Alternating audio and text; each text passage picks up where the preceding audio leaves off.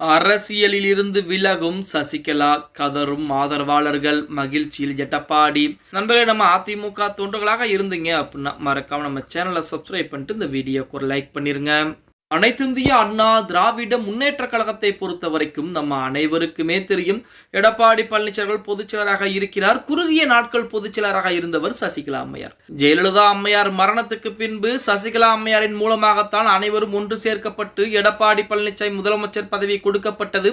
அந்த நேரத்திலே ஓபிஎஸ் வெளியேற்றப்பட்டார். அப்பொழுது பொதுச் செயலராக சசிகலா அம்மையார் தான் இருந்தாங்க. சிறைச்சாலைக்கு செல்ல ஆரம்பிச்சாங்க. தர்மயுத்தம் என்பது வெற்றி பெறுகிறது. ஓபிஎஸ் கிடைத்த கடைசி வெற்றி தர்மயுத்தம் மட்டும். அந்த தர்மயுத்தத்தில் வெற்றி. அதுக்கப்புறம் ஓபிஎஸ் இபிஎஸ் ஒன்று சேர ஆரம்பிக்கிறாங்க.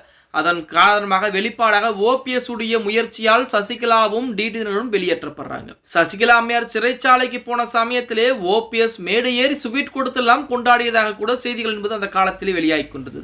இப்படிப்பட்ட ஒரு சூழலில் 2026 சட்டமன்ற தேர்தலிலே அதிமுக வெற்றி பெறும், அதுவும் என்னுடைய தலைமையின் கீழ் தான் வெற்றி பெறும் அப்படின்னு சொல்லி சசிகலா அம்மையார் சொல்லிக் கொண்டிருந்தாலும் தற்சமயம் அவர் அரசியல் இருந்து விலகக்கூடிய ஒரு சூழல் என்பது உருவாக்கப்பட்டு விட்டது அப்படிங்கிற செய்திகள் இணையதளங்களிலே பரவிக்கொண்டு. எம்ஜிஆர் இறந்த நேரத்தில் ஜெயலலிதா, ஜானகி என இரு அணிகள் பிரிந்து அதிமுக தேர்தலை சந்தித்த நேரத்திலே ஜெயலலிதாவுக்கு துணையாக நின்றவர் தான் சசிகலா அம்மையார். அதிமுகவில் ஜெயலலிதா இறந்த பிறகு தற்காலிக பொதுச்செயலராக பதவியேற்றார் சசிகலா அவர்கள்.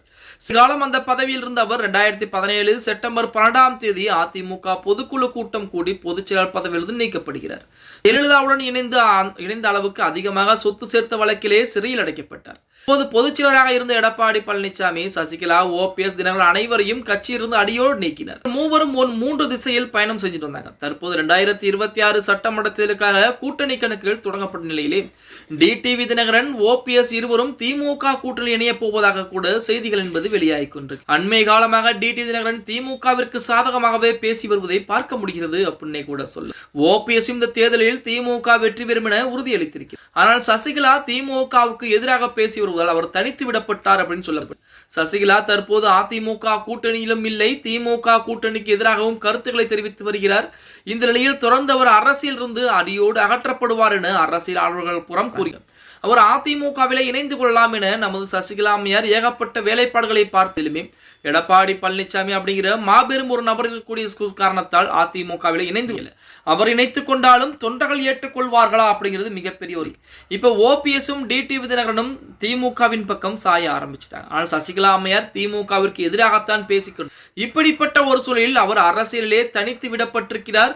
அதன் காரணமாக சசிகலா அம்மையார் அரசியல் இருந்து விலகக்கூடிய, அரசியல் இருந்து ஓரம் கட்டக்கூடிய சூழல் என்பது நடந்து விட்டது. இனிமேல் சசிகலாவால் ஒன்றுமே செய்ய முடியாது அப்படிங்கிற மாதிரி தகவல் இணையதளங்களிலே உலா வந்து கொண்டுதான் இருக்கிறது அப்படின்னே கூட சொல்லலாம். ஓகே गाइस, வீடியோ பிடிச்சிருந்தா மறக்காம லைக் பண்ணிருங்க. அப்படி இந்த வீடியோ ஃப்ரெண்ட்ஸ் அண்ட் ஃபேமிலிக்கு ஒரு ஷேர் பண்ண மறந்துடாதீங்க.